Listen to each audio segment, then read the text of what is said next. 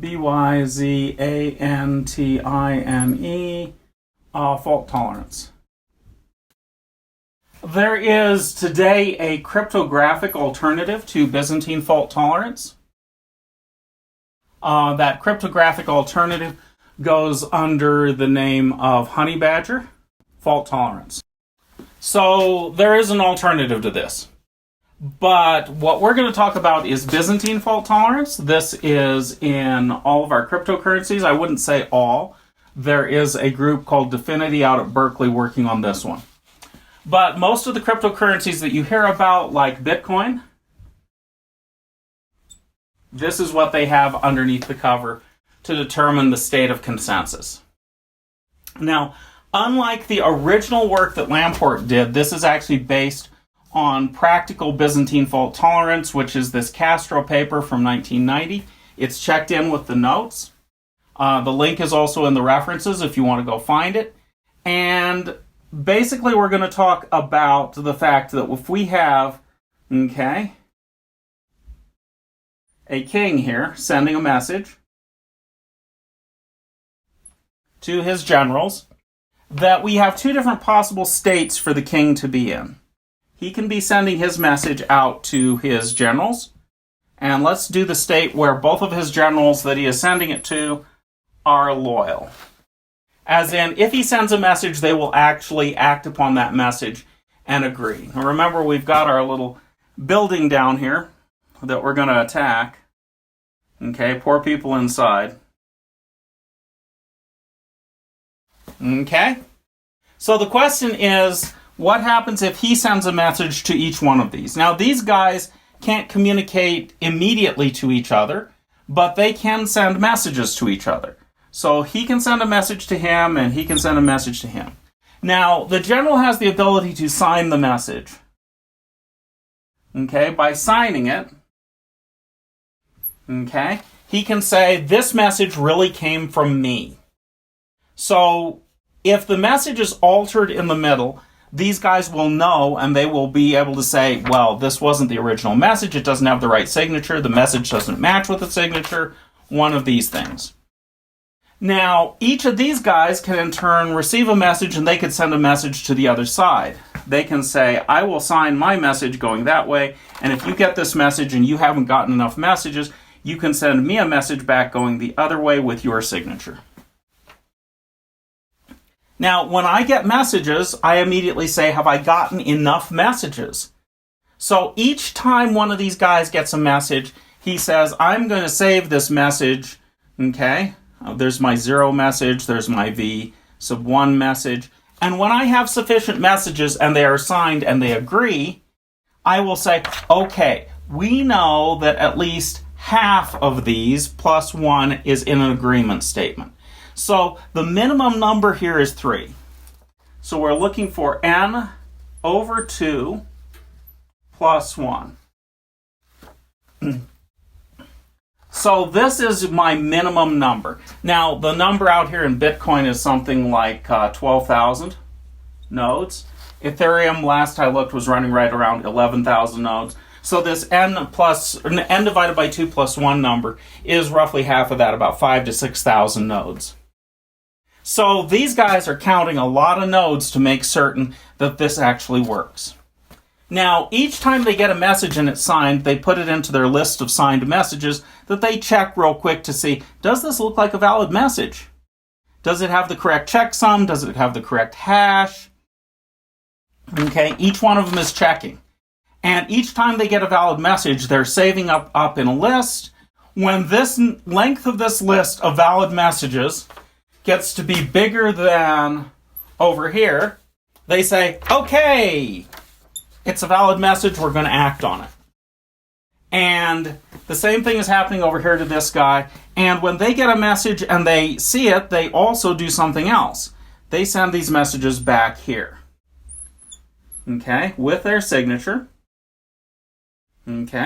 So that this guy, the king, can say, oh, I got back enough messages in my count of valid messages to say, yes, we have reached a quorum, and at this point we're going to say, yeah, This makes sense. We're all going to act because, remember, the king himself has to decide to attack the house as well. So in each one of these cases, there is a receive a message. I haven't seen enough messages. If I haven't seen my quota of messages that are valid, I'm going to take the message, sign it, and send it to somebody else. In fact, to all the other somebodies. Now, if I receive messages and send messages to everybody else, and they receive messages and send messages to everybody else, then the number of messages that we're talking about is something on the order of n squared. It's not quite that many because we stop halfway through, so it's really something like n squared divided by 2 plus 1 or something like that. N divided by 2 plus 1. But, realistically, it's a lot of messages. Okay? And Ethereum manages to do this in 22 seconds. I think that's just stunning and amazing that they managed to pull that off. Inside all of your blockchain stuff, you worry about some group getting together of generals, okay, and nodes and saying if they lied as a group that they could cheat on this system. Well, how many do you have to cheat? Half of the nodes plus 1. So this is what we call a 51%. It's not really 51%, but if you had 100 nodes, it would be 51%. And if you had a group of them, they could do nasty things. They could decide to attack when they should retreat. They could decide to retreat when they're supposed to attack. So 51% attacks, that's what you're talking about, is this consensus algorithm.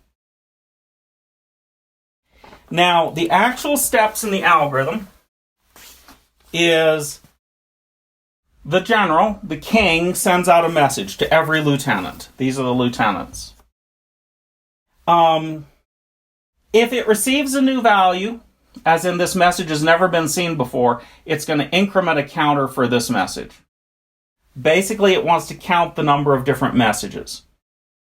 If it has sufficient number to just quit and accept it, it's done. But if it doesn't have sufficient number, it's going to say, I'm going to hold on to this message and keep listening for other people to send me this message, for unique signatures to the message, and for each unique signature, I'm going to increment my count. And I'm going to keep waiting, but I'm also, if I haven't gotten enough, I'm going to take the message and send it to everybody except the one I received it from. Now, you do this enough times, and pretty soon the message propagates across from person to person across the entire network. Enough of the network sees the message, they all agree, and at the moment when they all agree, you have consensus. Now, this doesn't say that the data is right. I mean, if you're using Bitcoin and, you put in a transaction and you send me 1 Bitcoin instead of sending me 1/100th of a Bitcoin like you intended to, I'm going to say, yay, I got a Bitcoin. Okay? You made a mistake, but it does say that the network has agreed that I got a Bitcoin. Now, this is one solution to this kind of problem. The difficulty is down here in the number of messages. The amount of data that has to be transferred. So that's why it takes 22 seconds to get this done. Bitcoin really says once every 10 minutes. And a transaction is not finalized until we have 6 of them. So it's 1 hour before it's finalized.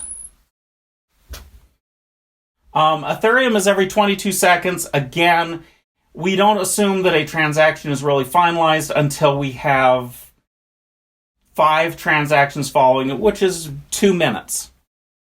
Okay, they're over here in the 2 minutes category.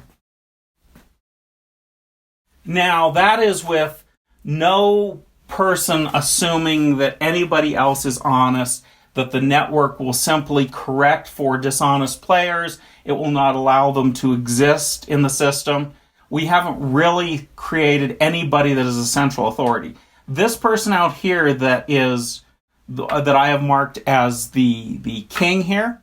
In these Bitcoin Ethereum networks, that is simply the person that wins the race to be able to say, I have the signature to sign a block. That is the mining algorithm. Now, if we did some other kind of an algorithm where we picked these people and said, you're the king this time, you're the king that time, you're the king that time, you could do a different kind of an algorithm. Cardano does that. It basically randomly says that based on this amount of staking, that at any particular time that I will just pick somebody out here and they will be the next person to be the king to send the message to everybody else. There has been some really good research done that shows that irrespective of the size of the network, if you randomly picked about 9 kings in every cycle with a large network, that you would get the exact same amount of security that Bitcoin or Ethereum has with thousands. So you don't have to just pick one king. You can let the network sort out multiple people signing something, and this algorithm will still work. It is a much more complicated rendition because then you have to say, well, I got a message from a king, but I also have to group these into sets to say, in the sets from different kings have I gotten consistent messages. Now, since the crown moves around from person to person, okay, at different moments in time, if you lose somebody in the network, it really doesn't make any much difference to the reliability of the network. When you lose a node in the network, remember, we're really talking about n divided by 2 plus 1. That fraction changes, provided you have at least 3 left in the network, the system continues to work. So you do have a minimum number, but you certainly don't have to have all of them working all at once. Now, while I mentioned this Honey Badger alternative, this Honey Badger alternative works based on cryptography to do the same thing. You're not saving on number of nodes, because in the process of doing the cryptography, it actually does k times big order n squared messages.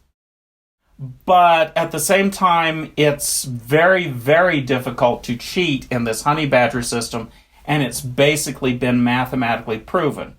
Whereas the proof of work system that Bitcoin is based on is been shown through some examples to work, but isn't mathematically proven, as opposed to the proof of stake systems like Cardano's Ouroboros protocol, that is a mathematically proven protocol to work.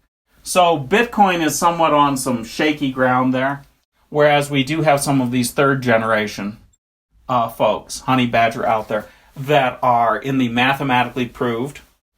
Getting away from proof of work is a huge deal, and Bitcoin is doing this. Ethereum has got to be close to this. They're burning up more electricity each than the country of Argentina. So getting over here to a system that instead of signing based on this race and this proof of work, we sign based on authority, we sign based on proof of stake, means that you go from the amount of electricity running in Bitcoin, a country-sized amount, a pretty decent-sized country at that, to about 5 households worth of electricity, basically nothing, in terms of running a worldwide network. Now, what they're doing at Berkeley with Dfinity and the Honey Badger system is more efficient than proof of stake for a bunch of reasons, with strong proof of the reliability of the system. So these other things out here that they're building right now, the research has nice properties that we want to take advantage of. But that doesn't mean that we can't take advantage of this distributed consensus algorithm right now. And there are applications being built that use it, that work, that are good applications outside of, the Bitcoin money application. And, Cardano's changing money, but those are important applications too. But actually the non-fungible tokens and all of those things are way more important and way bigger. But they're all built on this distributed consensus algorithm.